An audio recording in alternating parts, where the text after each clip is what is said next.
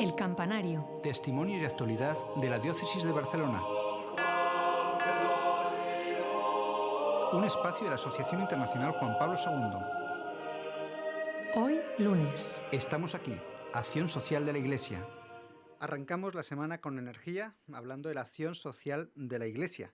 Y estamos en el Campanario, muy contentos como siempre, con Pablo Marcet, presidente de la Asociación Internacional Juan Pablo II. ¿Qué tal estás, Pablo? ¿Qué tal? Buenas tardes, Javier. Muchas gracias. De nuevo, arrancamos una semana muy ilusionados. Y hoy convertimos este estudio en un pequeño cenáculo, ¿no? Es muy positivo esto. Bueno, es una palabra clave para entender muchas cosas desde el punto de vista de la tradición religiosa de la Iglesia, ¿no? El cenáculo, algo muy grande. Pues si te parece, Pablo, vamos a presentar al invitado que tiene que ver con esto. Se trata de Carlos de Riba. Él es profesor de religión y de alguna materia más, ¿no es así? Sí, también doy clases de geografía e historia. Acércate un poquito más el micrófono, que siempre es bueno tenerlo así. Y sobre todo vamos a hablar de la comunidad del Cenáculo. Concretamente tú eres el presidente de la Fundación Divina Misericordia en España, pero se os conoce popularmente como la comunidad del Cenáculo, ¿no es así? Sí, la comunidad del Cenáculo nació con este nombre en Italia y en todos los países donde está presente está con este nombre, ¿no? Con la comunidad del Cenáculo. Hay muchos carismas en la Iglesia. ¿Podrías hablarnos a grandes rasgos cuál es el vuestro? ¿Por qué el cenáculo? ¿A qué os dedicáis? Bien, este carisma nace de una religiosa italiana, Madre Elvira, que estando en una comunidad religiosa sintió la llamada del Señor a ir a recoger chicos de la calle con problemas. Estuvo 6 años pidiendo a la superiora que le permitiese salir de su comunidad para hacer esta labor que el Señor le pedía, y al cabo de 6 años se le permitió salir. Salió ella y otra religiosa que le acompañó, y entonces fueron por las calles empezando a contactar con estos chicos que tenían problemas, principalmente de droga, y con el tiempo consiguió que se le cediera en la ciudad de Saluzzo, el ayuntamiento de Saluzzo, le cedieron una casa que estaba en ruinas y que ella con los chicos se fue allí a reconstruir la casa y reconstruir a los chicos. No sé, Pablo, ¿qué te parece esta iniciativa? Bueno, es importante que recordemos cómo la iniciativa que hemos tenido de empezar este proyecto de comunicación que es el Campanario y que actualmente ya cumplimos un mes. Hoy es día 1 de marzo. 4 semanas concretamente. ¿Cómo pasa el tiempo, sí, ¿no? Bueno, pues este proyecto de comunicación es un proyecto en verdad de unidad. Es un proyecto en el que la comunicación es secundaria. Y me gusta mucho escucharte, Carlos, porque surge de una persona comprometida, como es una religiosa, pero con un alma muy libre, ¿no? Es decir, con impulso hacia adelante, ¿no? No quedarse en una cierta comodidad espiritual y decir, es que el Señor nos pide algo más, me pide algo más, ¿no? Y da el sí incluso seguro que molestando a su superiora muchas veces, ¿no? Uh-huh. Toda esta historia se repite tantas veces, ¿no? en los carismas, ¿no? Es decir, alguien que no está hecho para estar en la hechura, por decirlo de alguna manera, de una congregación y salta hacia una propia iniciativa. El carisma de esta hermana, que ahora nos repetirás bien su nombre para que se nos vayan quedando, ¿no? Los nombres y personalizarnos, ¿no? El carisma sigue tan vigente como en su origen, es una transmisión bastante fidedigna de cómo comenzó. ¿Cuál es el recorrido de la fundación y del carisma? La fundadora se llama Madre Elvira Petrozzi, y actualmente vive todavía. Es mayor, ya tiene problemas de salud y ya no está, digamos, no dirige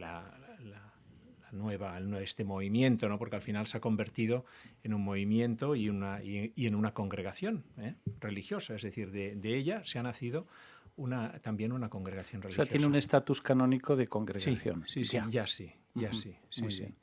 Y entonces, ella se fue con estos chicos y empezó a través de la oración, a través de la amistad y a través del trabajo, el trabajo físico, manual, pues a reconstruir estos chicos, ¿no? Y bueno, el carisma es muy curioso porque esta religiosa justito sabe leer y escribir, pero en cambio su sabiduría es impresionante. Cuando lees sus libros, que no ha escrito ella, pero sí que de lo que ella ha hablado se han escrito libros, ¿no? Y entonces pues es de una finura espiritual y una sabiduría impresionante, a la vez que sencillez, que muy sencilla, muy simple, pero a la vez de una sabiduría extraordinaria. Pues si te parece, Carlos, una vez hemos presentado por encima un poquito lo que es el cenáculo, lo que es la fundadora, ¿no? Y antes de entrar en materia, porque tenemos todo el programa para hablar de ello, vamos a escuchar, como solemos hacer los lunes, las palabras del señor cardenal de Barcelona. Vamos a escucharlas y a comentarlas brevemente. Buenos días a todos. La Cuaresma es un tiempo privilegiado para caminar hacia aquel que es fuente de todo amor. Si nos dejamos acompañar por Dios, experimentaremos que Él está siempre a nuestro lado. No obstante, no podemos acceder directamente al Padre si no es por medio de Jesucristo. Cristo es el mediador y el modelo de nuestra oración. Una de las cosas que más impactó a los discípulos de Jesús fue su manera de orar. El Señor aprendió a rezar como los judíos de su tiempo. Su corazón estaba empapado de la Sagrada Escritura. En un pasaje del Evangelio según San Marcos, cuando le preguntan a Jesús cuál es el mandamiento más importante, Él responde sin dudar con estas palabras de las Escrituras. Escucha, Israel, el Señor nuestro Dios es el único Señor. Amarás al Señor tu Dios con todo tu corazón y con toda tu alma, y al prójimo como a ti mismo. Sin embargo, lo que más destaca en los Evangelios es que el Señor siente a menudo la necesidad de ir a un lugar apartado a orar. Jesús se separa del torbellino del mundo y busca cada día momentos de intimidad con su Padre. La oración es el motor de la vida de Cristo. Los evangelistas nos explican que antes de tomar una decisión importante, Jesús la consultaba con su Padre. Así, antes de elegir a los 12 apóstoles, se retiró a la montaña y pasó toda la noche en oración. El Señor reza también cuando descubre con alegría que Dios ama entrañablemente a los más pobres y dice: Te doy gracias, Padre, Señor de cielo y tierra, porque has escondido estas cosas a los sabios y entendidos y se las has revelado a los pequeños. Jesús ora ante las situaciones difíciles, en los momentos de duda e incertidumbre. Cuando siente en su corazón una tristeza profunda, Cristo pide ayuda a su Padre. Incluso las últimas palabras de Jesús antes de morir son palabras de los Salmos. En el momento más duro de su vida, Cristo rezó con las oraciones que sus padres le habían enseñado y que conocía de memoria. La oración de Jesús tenía algo muy especial. Esto no pasó inadvertido a los ojos de sus discípulos. Es por ello que un día que los discípulos encontraron a Jesús orando en cierto lugar, le pidieron con humildad y sencillez: Señor, enséñanos a orar. Fue entonces cuando Jesús empezó su oración llamando a Dios Abba, Padre. Orar como Jesús es reconocer que Dios es como un padre o una madre que salen a nuestro encuentro porque nos aman y no pueden vivir sin nosotros. Orar es ponerse en las manos de Dios con toda confianza, como los niños en brazos de sus padres. Queridos hermanos y hermanas, que en estos días de Cuaresma sepamos pedir al Señor: enséñame a rezar. A partir de entonces, Jesús se convertirá, como para sus primeros discípulos, en nuestro maestro de oración. Bien, hasta aquí las palabras del señor cardenal. Y no sé, Pablo, si queréis comentarlas antes de hablar del cenáculo. Bueno, Abba, ¿no? Qué importante. Es alguna figura tan natural como el Padre, que está presente en la sociedad, pero que en la relación divina, de la filiación divina, pues muchas veces no lo tenemos tan presente, ¿no? Esto es lo que yo me quedo, hablo de mí personalmente, pero qué importante es la filiación divina, pensar que estamos a la hora de rezar hablando con nuestro Padre. Esto Teológicamente es impecable, lo conocemos el catecismo, y conocemos las verdades de nuestra religión católica, ¿no? Abierta a todo el mundo. Pero es decir, la clave fundamental por la que funciona la teología es la relación de la filiación divina. Considerar el Dios de los griegos o el Dios de los paganos un Dios en el que no se cumplía este papel de filiación divina. Es toda una revolución, pienso.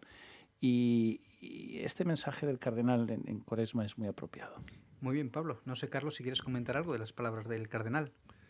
Bueno, pues la verdad que me ha llamado a mí la atención esto del retirarse a un lugar en silencio, ¿no? Para orar al Padre, ¿no? Y ahora como pues hablábamos de esto, de la comunidad, ¿no? Pues de alguna manera todos estos chicos que tienen problemas y chicos y chicas que tienen problemas y que acuden a la comunidad, de alguna manera se están retirando, se retiran del mundo para estar en un lugar tranquilo, en un lugar donde hay silencio, donde hay paz, donde hay fraternidad y allí pues van sanándose, ¿no? Sería bueno, para seguir hablando del cenáculo, que nos recuerdes los 3 pilares, ¿no?, que has nombrado antes de esta pausa, para sobre ellos ir profundizando. Sí, los 3 pilares son la oración, son centros católicos, la amistad entre los chicos y también muy importante el trabajo físico. Trabajo físico, ellos trabajan unas 8 horas diarias, pues en diversos trabajos, ya sea huerto, ya sea diferentes, hacer leña o limpiar la casa, cocina, ¿no? Antes de profundizar en los 3 puntos, yo te quería preguntar que es un carisma muy especial, ¿no? Porque a priori pues no atrae mucho, ¿no?, acercarte al mundo de la drogadicción, de la marginalidad, ¿no? ¿Qué tuvo la Madre Elvira para poder ver esto claro, ¿no?, y poderlo transmitir? Bueno, sin duda alguna, el Espíritu Santo tuvo, ¿no? Es decir, ella fue llamada a esto y se entregó en cuerpo y alma, ¿no? Y esto, pues se lo tenemos que agradecer mucho, ¿no? Todos los que estamos metidos en esto y todos los chicos pues, que han entrado, ¿no? Tienen que agradecerle este carisma, ¿no?, que Dios ha despertado en ella, ¿no? En la Iglesia hay muchas líneas convergentes de muchos movimientos, congregaciones, de instituciones de la Iglesia que van sumando la labor de la misión. Muchas de ellas son educativas, muchas de ellas son misionales puramente, incluso sanitarias, muchas de ellas son parroquiales, pero no muchas o ninguna o una, ahora ya estamos aquí delante del cenáculo, se dedican expresamente al mundo de retirar a los jóvenes del mundo de la droga, ¿no?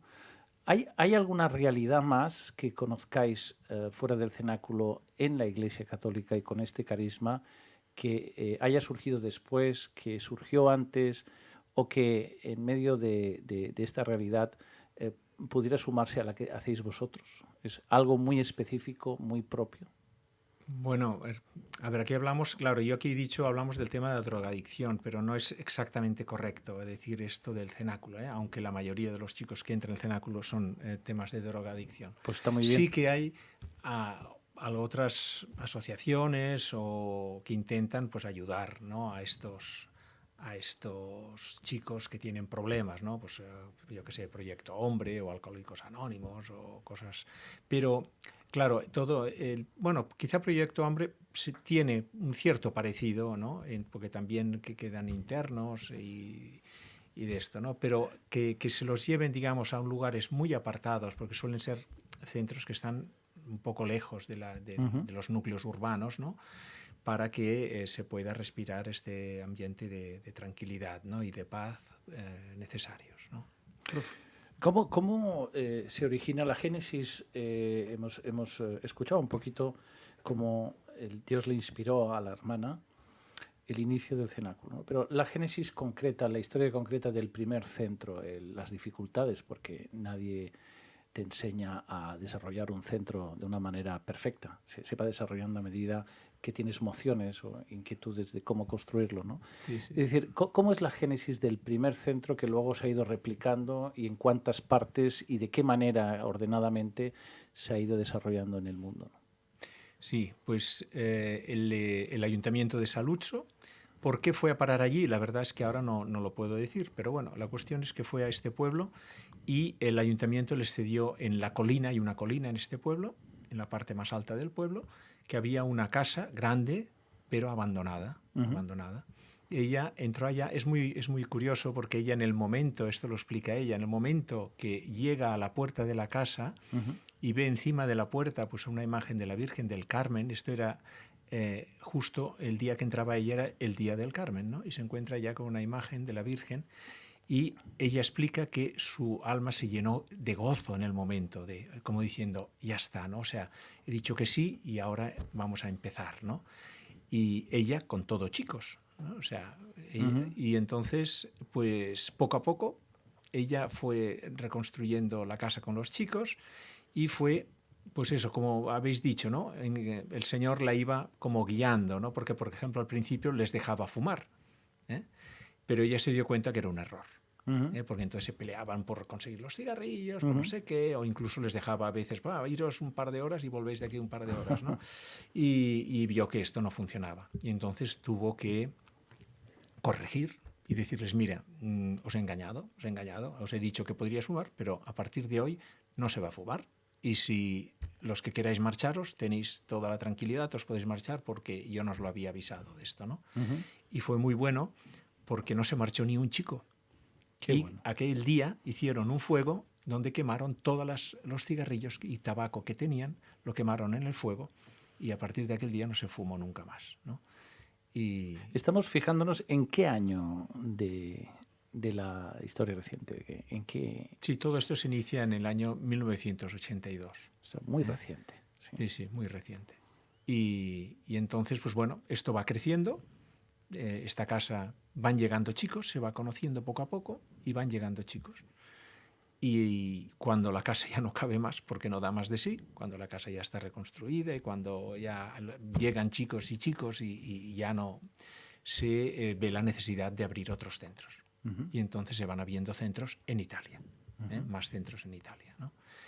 Esto, a medida que se va expandiendo y conociendo, ¿no? A medida que se van abriendo otros centros, llega a otros países, ¿no? Y entonces empiezan a ver las solicitudes de gente, de obispos o de personas consagradas o de no personas consagradas, como es el caso de aquí de España, que se solicita el abrir un centro en un país que no era Italia, ¿no?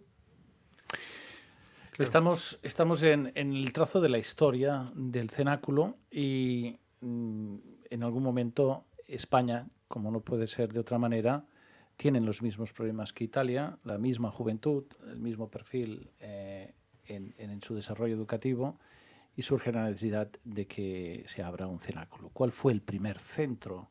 El primero que se abrió aquí, si todavía existe, y cómo se ha expandido la historia en España del cenáculo. Si me permites, explicaré por qué unas personas fuimos llamadas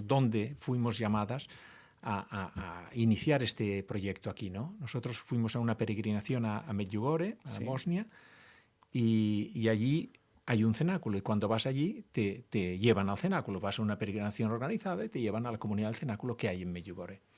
Y entonces allí unos cuantos de los que estábamos allí pues nos llevaron a rezar después del testimonio que nos dieron delante del Santísimo, y allí al salir nos miramos y como diciendo, esto hay que llevarlo a España, ¿no? Esto hay que llevarlo a España. Y estas personas pues que de alguna manera pues fuimos llamadas a esto, al llegar aquí empezamos a mover los hilos, ¿no? A ponernos en contacto con la comunidad, decir qué hay que hacer para abrir un centro, ¿no?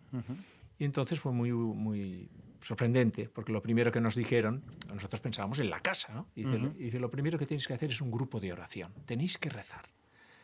Y bueno, y así lo hicimos, ¿no? Qué espectacular que Javier, coincidirás, entiendo que es muy bueno que estos micrófonos, en el lunes que es de acción social, siempre hablemos que lo primero en la Iglesia para desarrollar una acción social es la oración. Claro. Y esto es poco entendible para personas que no están en Sí. el core de esta acción, ¿no? Yo al hilo de eso quería hacer una pregunta doble, ¿no? Sobre la oración, ¿no? Una vez que has contado la génesis, cómo viene a España el grupo, la oración es muy importante, uno de los 3 pilares, ¿no? Y lo has puesto en primer lugar. En primer lugar, para seleccionar voluntarios, supongo que mucha gente le gustará y querrá ayudar, ¿no? Pero tenéis que aseguraros que son personas de oración primero, ¿no? Porque si no, no pueden dar lo que no tienen. Y luego, como los chicos que van viniendo se van adaptando a la oración, porque al principio no les hará mucha gracia y tenéis que ir poco a poco, ¿no? ¿Cómo es ese proceso? Primero con los voluntarios para que recen y segundo para hacer rezar a los chicos. Bien, aquí primero decir que la figura del voluntario en realidad no existe en el cenáculo, ¿eh? Ajá. Porque lo que sí existe son amigos del cenáculo o padres del cenáculo. Nosotros cuando empezamos aquí pues teníamos la figura nuestra era amigos del cenáculo. Empezamos a organizar este grupo de oración, éramos poquitos, pero nos reunimos, todavía nos reunimos cada jueves y rezamos con esta intención, ¿no? Se hace una hora santa, se reza el rosario y después nos quedamos en la misa que hay allí en esta parroquia de Mirasol, una parroquia de San Juan de Mirasol, y allí rezamos y nos quedamos en la misa con esta intención, ¿no? Y esto empezó así, ¿no? Cómo los chicos se adaptan a la oración, ¿no? Porque al cabo de 4 años de este grupo se abrió la casa de Fogars de Monclús. Fogars de Monclús está cerca de Sant Celoni, aquí en provincia de Barcelona, en el Vallès Oriental, y actualmente están allí. Hay alrededor de unos 15 chicos habitualmente allí están allí.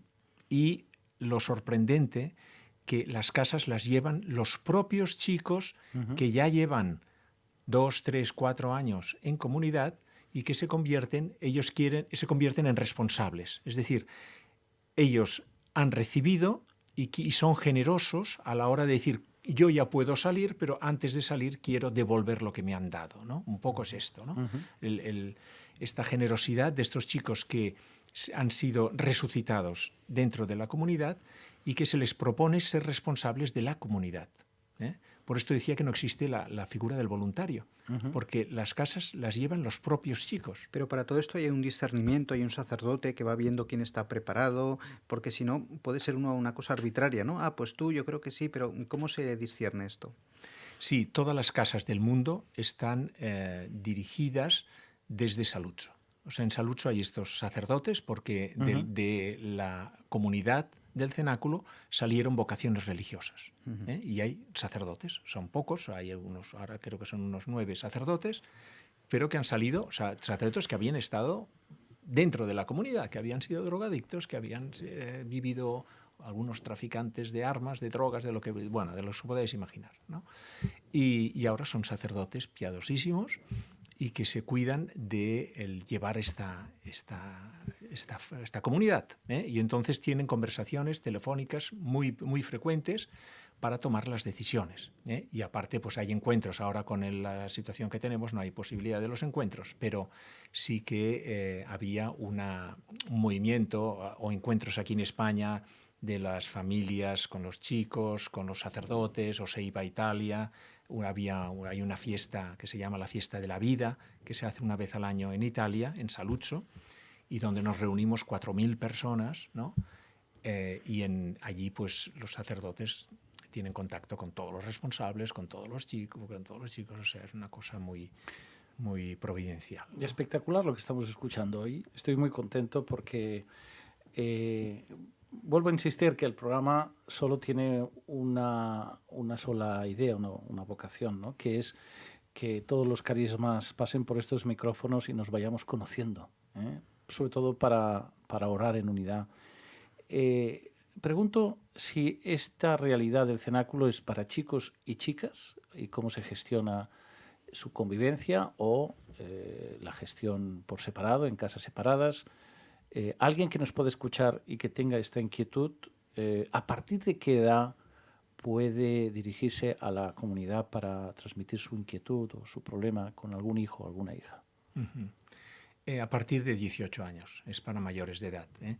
Sí que es cierto que a veces entran chicos con 16 y 17 años con autorización de sus padres y cubriendo todo legalmente, todo para que no haya ningún problema, ¿no? Pero está pensado para chicos de 18, chicos y chicas de 18 años, ¿no?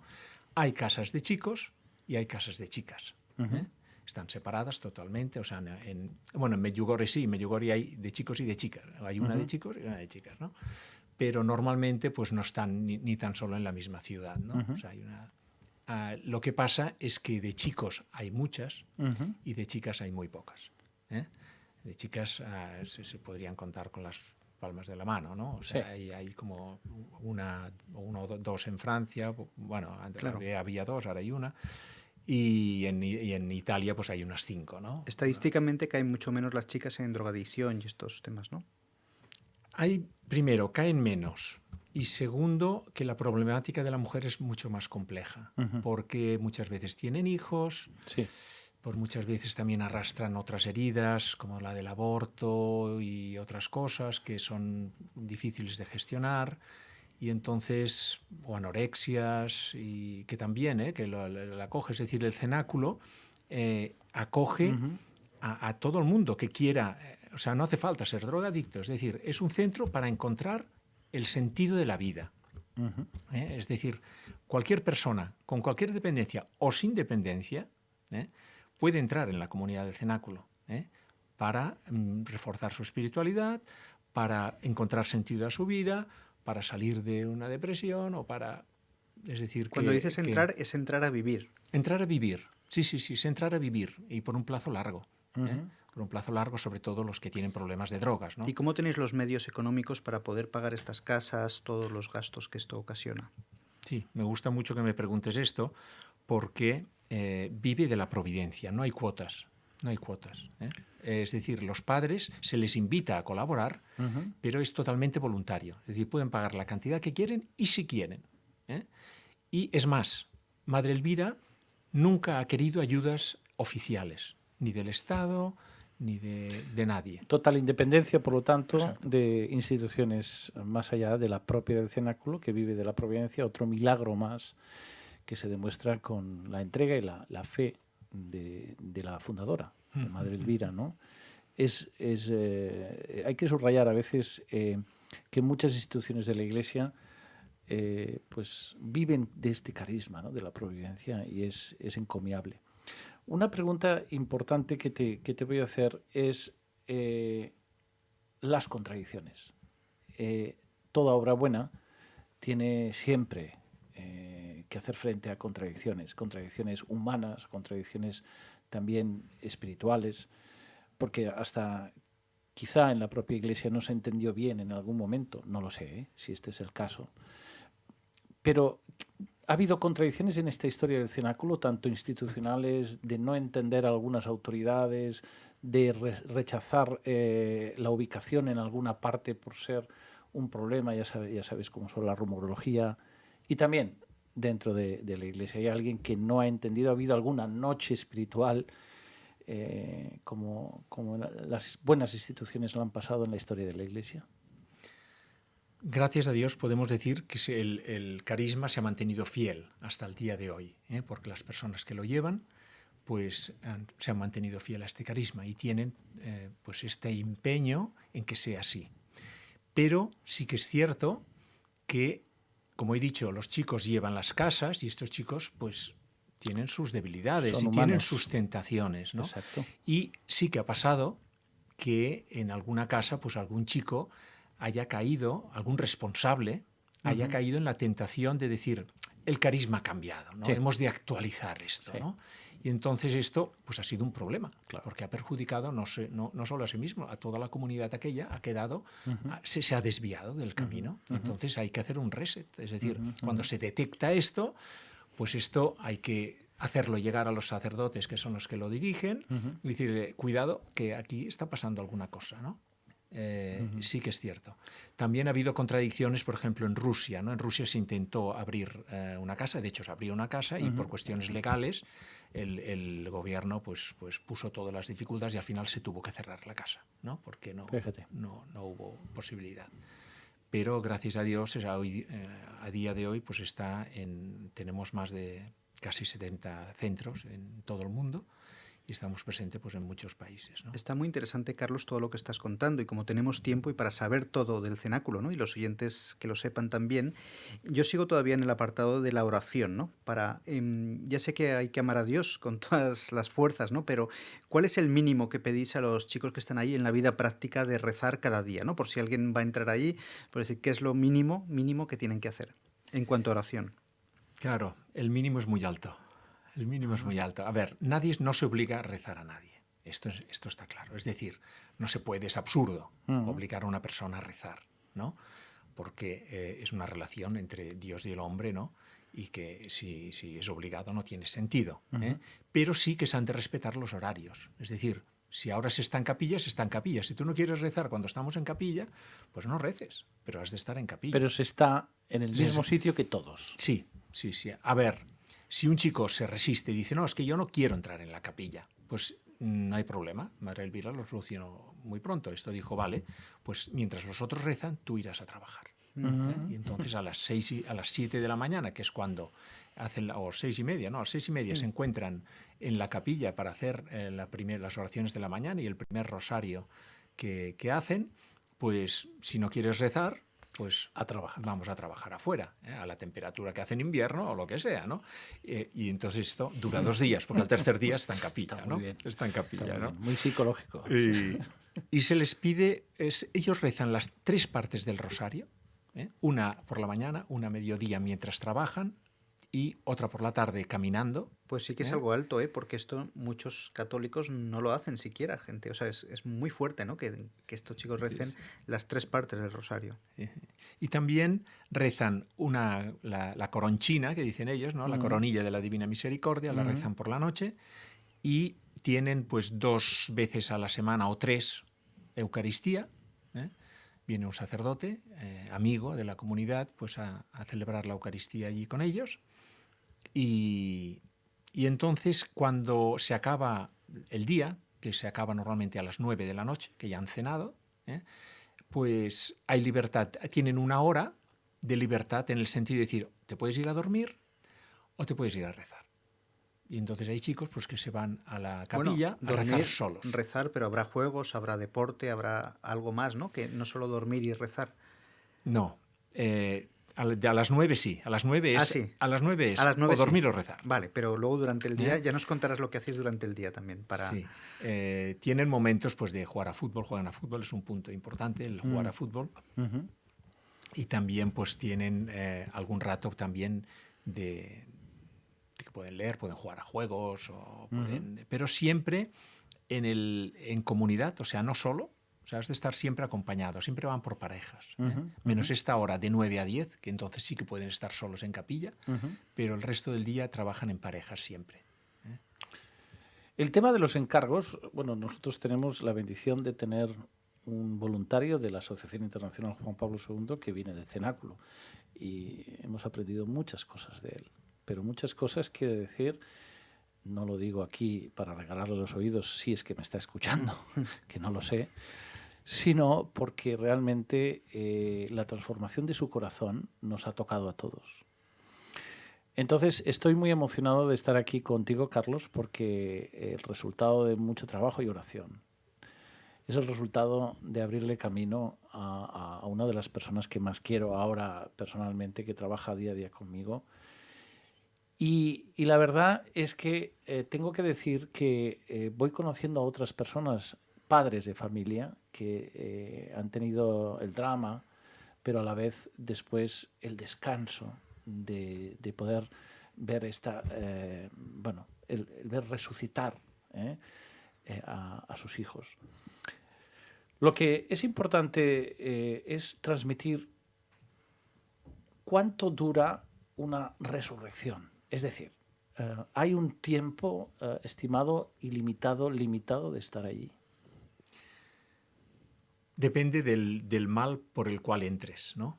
Pero el camino propuesto que se propone a los que tienen problemas de drogas o de alcohol, pues se va a los 3 años. 3 años, ¿no? También depende del tiempo que aquella persona lleve drogándose. No es lo mismo una persona que hace 15 años que se droga que una que hace 4 meses, ¿no? Claro. Y entonces se propone un camino de 3 años. Madre Elvira al principio propuso 3 años y a los 3 años te vas. Ajá. Y se dio cuenta que habían chicos que volvían a caer. Y entonces decidió no poner límite. Es decir, el chico se va cuando quiere, ¿no? Lo propone, no es que se vaya, mira, mañana me voy, ¿no? Sino lo propone a la comunidad, dice, pienso que ya he acabado mi camino, los sacerdotes pues hablan con ellos y les proponen, ¿no? Y entonces el camino pues puede ir de entre los 3 años, 2, 3 años, y hay chicos pues que están 5 o 6, ¿no? Y nosotros ponemos límite en este programa porque vamos a hacer una pausa musical para seguir hablando del cenáculo, que está muy interesante. Vamos a pedirle al técnico que ponga una música que relaje para que los oyentes descansen y asimilen todo este contenido. Pastor, con él nada me falta. En verdes praderas, él me hace recostar, me conduce hacia fuentes tranquilas y repara mis fuerzas. Me guía por sendero justo, por el honor de su nombre. El Señor es mi pastor, con él nada me falta. En verdes praderas, él me hace recostar, aunque camine por cañadas. Aunque camine por cañadas oscuras, nada temo. Qué bonita la canción. Y seguimos hablando con Carlos del cenáculo. Y estábamos hablando un poco fuera de micrófono sobre la figura del ángel, ¿no? Que es muy importante cuando uno entra que tenga un ángel, ¿no es así? Sí, una figura básica y en todo el programa es de el ángel de la guarda. Es un chico que lleva más tiempo, lleva 6 meses, 1 año, año y medio en comunidad y que acoge a un chico que entra nuevo, que no sabe nada, que viene hundido, porque vienen hundidos, y que necesita ánimo, que necesita alguien a su lado, que le dé calor, que le dé ánimo, que le dé consuelo, que le explique cómo funciona todo y que le anime a seguir, porque la tentación constante es marcharse. Es una tentación que tienen todos los chicos, ¿no? Unos más, otros menos, pero la tentación es de marcharse. Marcharse porque quieren ver mundo, quieren volver otra vez a... Claro, tienen esa tentación, ¿no? No aguantan tanto tiempo en silencio, en ese horario. Marchar porque es duro, es duro. Es una vida benedictina, es de hora et labora. Y claro, ellos no tienen vocación de benedictinos. Y entonces, claro, pedirles esto es duro, es duro. Y entonces, hasta que no se acostumbran a este ritmo y a este trabajo, necesitan esta figura del ángel de la guarda que les acompaña aproximadamente un mes. A partir de un mes, normalmente ya el chico ya está como integrado en la comunidad y ya no necesita este, digamos, protector que está 24 horas contigo, te persigue hasta el lavabo. ¿No? Y es muy bonita esta figura, ¿no?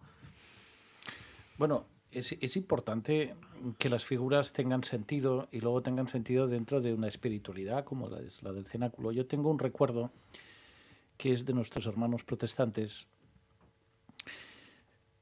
en un sentido en el que también desarrollaban una labor parecida. Estoy hablando de hace más de 20 años. Fuimos a visitar a una persona que trataban de la drogadicción.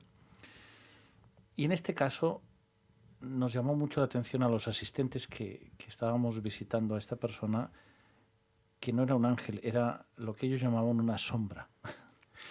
Una sombra, así lo llaman ellos. Estoy refiriéndome, me parece que es la comunidad de Betel.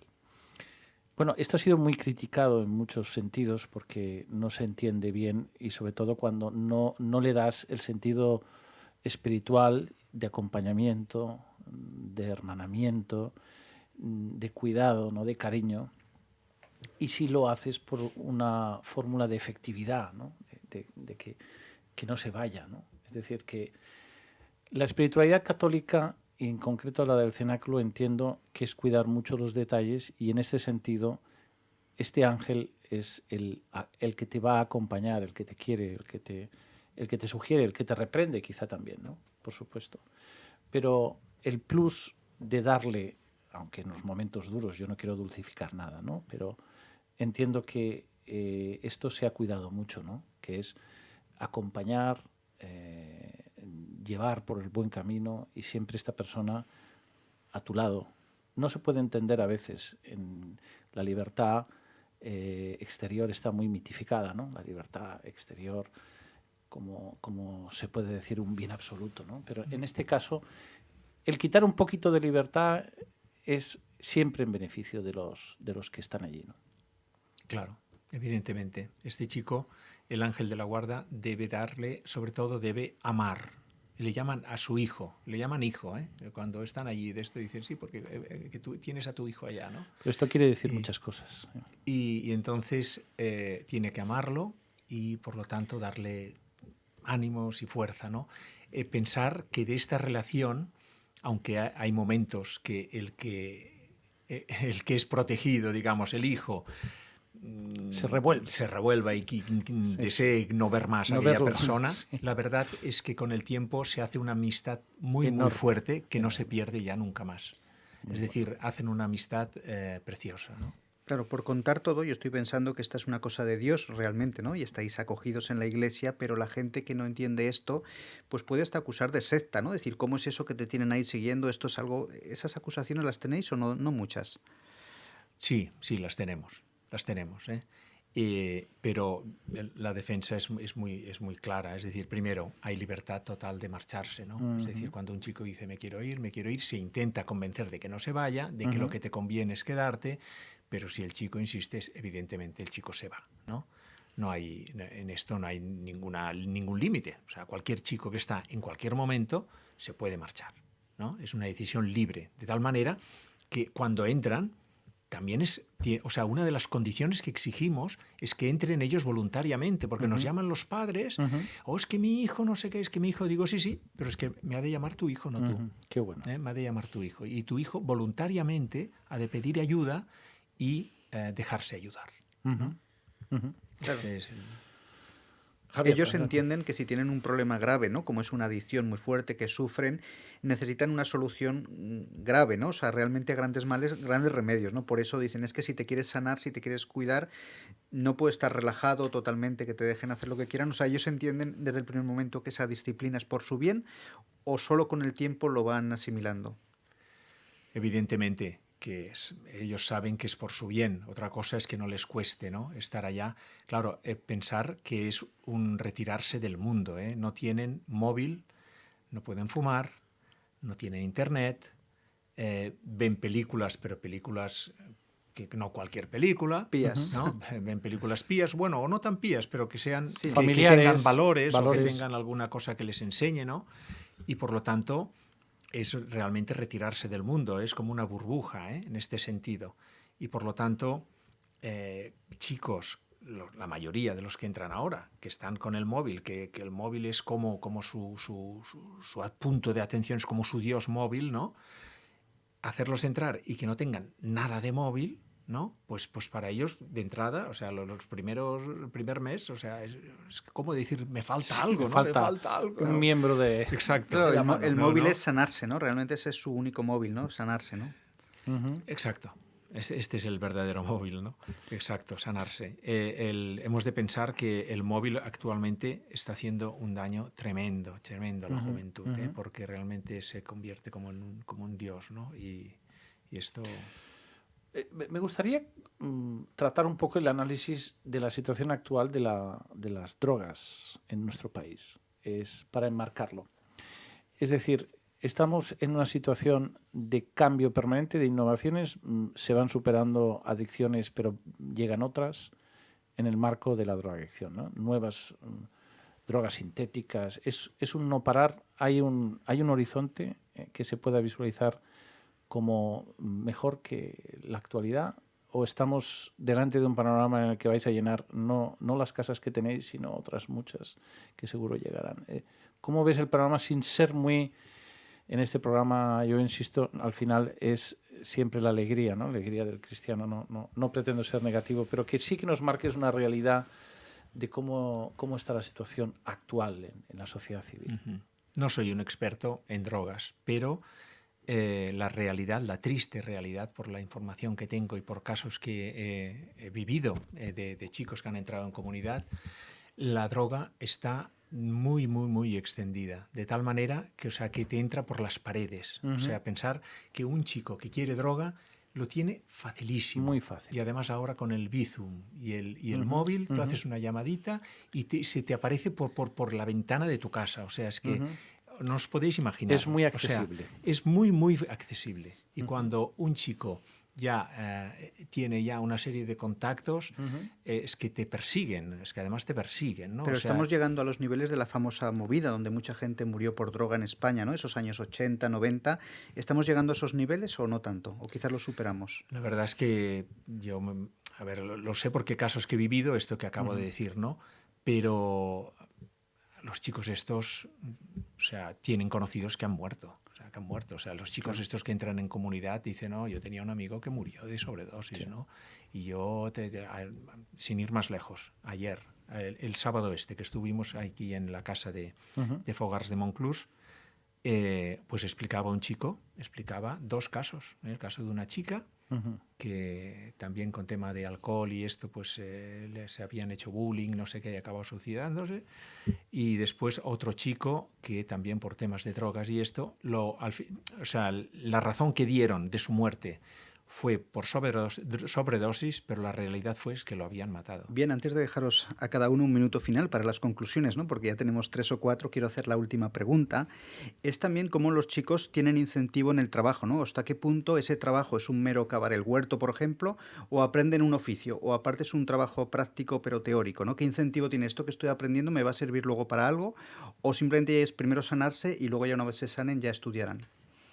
No, se les pretende que aprendan oficios y que, muy importante, que hagan el trabajo con perfección, que aprendan a empezar y acabar todos los trabajos con perfección, dejando todo en su sitio, todo ordenado, todo muy pulido. Es decir, si ves un huerto de ellos, o sea, es un huerto que no verás ni la más mínima hierbecita, ¿no? Porque se hace todo con perfección y esto es lo que se les enseña y también se procura que aprendan un oficio. Bien, vamos a dejar que Pablo Marcet, presidente de la Asociación Internacional Juan Pablo II, agradezca tu presencia, despida un poquito el programa y que haga las conclusiones. Bueno, yo estoy emocionado, de verdad, por esta labor que hacéis. Yo ya sé que vivís de la providencia, pero si necesitáis cualquier cosa, que nosotros podamos, como siempre, también coordinar para que sea más fácil vuestra labor, por favor, aquí nos tenéis.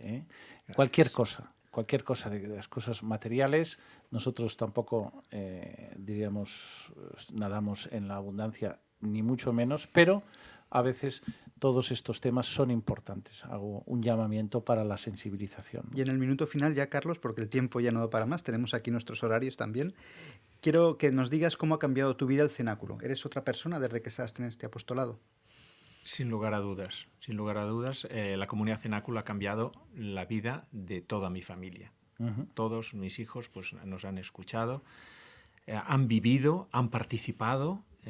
Mi mujer también está tan involucrada como yo en el tema y esto nos ha dado una visión de la vida mucho más rica. Pensar que yo la primera vez que tuve contacto con el cenáculo digo, esto es muy bonito, pero yo no tengo nada que ver con esto. Y la segunda vez que fui al cenáculo, el Señor ya me llamó. O sea que la cosa es esta, ¿no? Es decir, yo creo que ha sido una vivencia que hemos de agradecer a Dios profundamente, ¿no? El gozo, la alegría y el ver cómo resucitan estos chicos y estas chicas, pues es impagable, es impagable. Pues qué bonito testimonio y no hay mejor manera de acabar. Ha cambiado tu vida y la de tu familia. Gracias, Pablo. Gracias, Carlos, de la comunidad del Cenáculo, y esperemos que este programa toque los corazones.